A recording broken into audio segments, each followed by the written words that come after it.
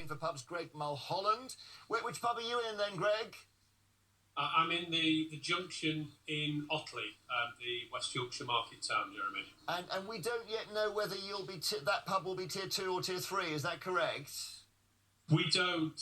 Unfortunately, we suspect it'll be tier 3. That seems to be the message that this area is getting. But it also seems clear that most of the country will be in tier 2 or tier 3. And actually, tier 2 means that wet-led pubs like this one, pubs that serve drinks and community pubs, will not be able to open profitably, viably in tier 2 either. So it's a very, very worrying day for pubs. So even going back to our little graphic here, even if you're in tier 2, you must serve food to be allowed to open, and that rules out a lot of pubs.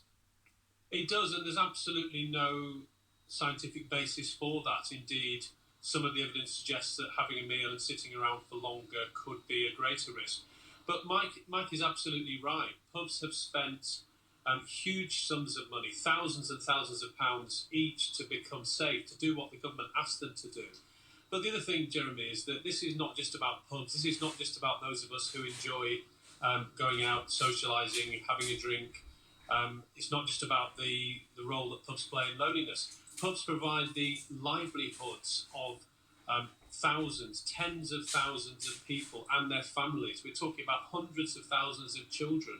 So if pubs stay shut through December, the government absolutely must compensate them. The level of grants do not even cover fixed costs. And I can tell you from our members and other publicans that at the moment, many publicans and families themselves don't actually know how they will put Christmas dinner on the table, because many are already in debt, and that needs to be focused on. So if the government is going to make this decision, as seems clear, to take away the December trade for pubs, it now needs to properly compensate them for that.